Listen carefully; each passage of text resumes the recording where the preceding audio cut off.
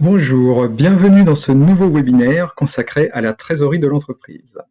La dernière fois, je vous ai présenté les mécanismes fondamentaux de la trésorerie de l'entreprise en vous expliquant à quoi correspondaient les notions de fonds de roulement, de besoin en fonds de roulement, et en vous montrant quelles étaient les interactions entre la trésorerie, le fonds de roulement et le besoin en fonds de roulement.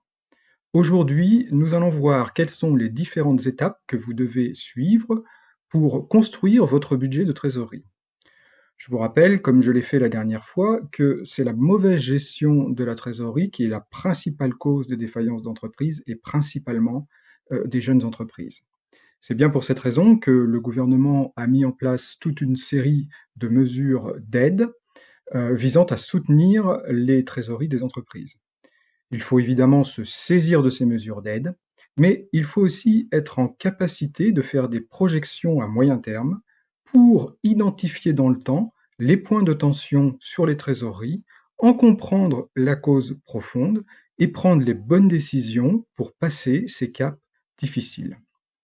Savoir construire un budget de trésorerie est donc une aide précieuse, ne serait-ce que pour simuler divers scénarios et se préparer au mieux à traverser la période économique compliquée qui s'ouvre devant nous. Pendant cette présentation, vous pourrez poser vos questions en utilisant le chat situé en bas à droite de votre écran. J'y répondrai en fin de séance. Si vous indiquez vos coordonnées, je pourrai également répondre à vos questions par mail.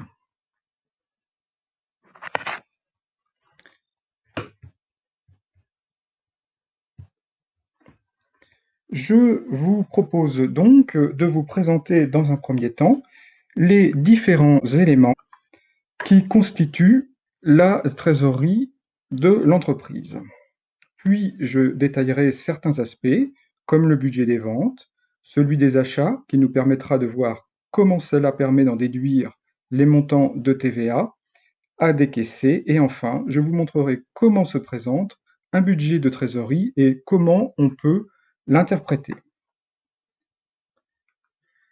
Alors, pour construire notre budget de trésorerie, nous avons en premier lieu besoin de connaître nos prévisions de vente hors taxe. Cela va permettre d'en déduire le montant de la TVA et des ventes TTC. Ainsi, nous allons pouvoir, en fonction des délais moyens de paiement que nous accordons à nos clients, déterminer la périodicité des encaissements. Alors, une précision importante, les délais de paiement des clients à considérer sont les délais réellement observés et non les délais théoriques. En regard de ces prévisions de vente, il nous faut connaître nos prévisions d'achat hors taxe, qui vont nous permettre de déterminer le montant de la TVA sur achat et les achats TTC. Et de même que pour les encaissements, nous allons évaluer le montant et la périodicité des décaissements en fonction des délais moyens de paiement des fournisseurs. Là encore, les délais réellement observés sont à prendre en considération. Nous connaissons donc maintenant nos TVA sur vente et nos TVA sur achat, ce qui nous permet d'établir notre budget de TVA. Nos prévisions d'encaissement et de décaissement et notre budget de TVA sont les premiers éléments constitutifs de notre budget de trésorerie qu'il nous faut compléter avec une estimation des frais généraux, des frais de personnel, des remboursements d'emprunts, des frais financiers et des différents impôts et taxes. Il ne nous reste plus qu'à indiquer le montant initial de la trésorerie à la date de début de budget prévisionnel. Voyons maintenant comment établir le budget des ventes, afin de connaître les encaissements mensuels prévisionnels. Pour cela, on réalise un tableau dans lequel, pour chaque mois de prévision, on indique de façon verticale le chiffre d'affaires hors taxe, la TVA, le chiffre d'affaires TTC et de façon horizontale les encaissements prévisionnels. Vous voyez ainsi que tous les éléments nécessaires à l'élaboration du budget des ventes sont consignés dans ce tableau et que l'on obtient le montant susceptible d'être encaissé mois par mois. Je vous rappelle que les ventes sont encaissées pour leur montant TTC. D'autre part, certains encaissements de la période couverte par le budget prévisionnel des ventes proviennent des ventes de la période précédente et pour trouver cette information, il suffit de se reporter au bilan ou à la situation comptable d'ouverture. Vous y trouverez en effet les créances TTC dues par les clients qu'il suffira de ventiler en fonction des délais de paiement. Dans l'exemple présenté ici, on considère que 20% des ventes sont encaissées dans le mois, tandis que 40% sont encaissées les 2 mois suivants.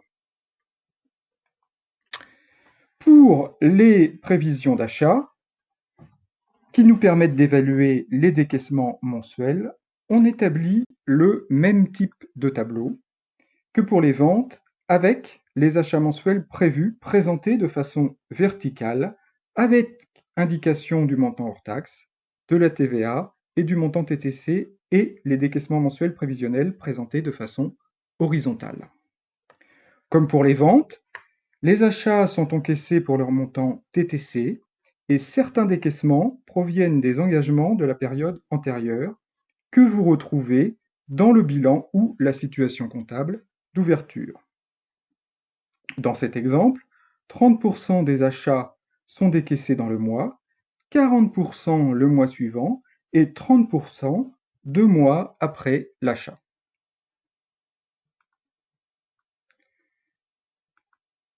Nous en venons maintenant au budget de TVA que l'on peut établir à partir des données sur la TVA que nous avons indiquées dans le budget des ventes et celui des achats. Ainsi, on reporte le montant des TVA collectés et déductibles déterminé lors de nos prévisions de vente et d'achat, et cela nous permet de connaître la TVA décaissée pour chaque mois considéré. Une précision au sujet de la TVA déductible, en fonction de sa nature, sur les débits ou sur les encaissements, elle n'est pas déduite au même moment. La TVA sur les débits est déduite le mois de l'achat, alors que la TVA sur les encaissements est déduite le mois de paiement du fournisseur. Et pour savoir à quel type de TVA déductible vous avez affaire, il suffit de regarder sur la facture du fournisseur. Si rien n'est indiqué, c'est une TVA sur les débits. Sinon, la mention TVA sur les encaissements est indiquée. La TVA décaissée est payée le mois suivant son calcul et si vous avez un crédit de TVA, c'est-à-dire plus de TVA à déduire que de TVA à payer, vous imputez ce crédit de TVA à payer le mois suivant. Maintenant que nous connaissons nos prévisions d'encaissement, de décaissement et notre budget de TVA, nous pouvons positionner ces montants dans notre plan prévisionnel de trésorerie. Il faudra ensuite le compléter avec d'autres données comme les frais généraux, les frais de personnel et les impôts et taxes. Vous avez donc ici un exemple de plan de trésorerie. Alors, pour ceux qui ont suivi le webinaire sur les mécanismes fondamentaux de la trésorerie, vous remarquerez que j'ai fait apparaître certains éléments du budget de trésorerie sur fond brun ou sur fond jaune. Pourquoi? Eh bien, simplement parce que ces couleurs sont celles que j'avais utilisées pour symboliser les éléments appartenant au fonds de roulement et ceux appartenant aux besoins en fonds de roulement. Et en effet, le budget de trésorerie permet de vérifier la cohérence entre le fonds de roulement et le besoin en fonds de roulement.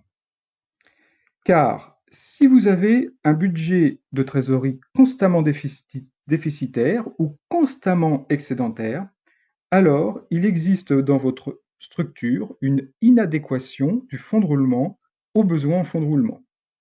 Par contre, si votre budget de trésorerie est alternativement excédentaire et déficitaire, on peut dire que la situation est normale. Voilà, il ne nous reste plus qu'à travailler sur vos prévisions de trésorerie. Si vous souhaitez aller plus loin, n'hésitez pas à me contacter par email à l'adresse suivante contact@perspexio.fr. Je me propose maintenant de répondre aux éventuelles questions.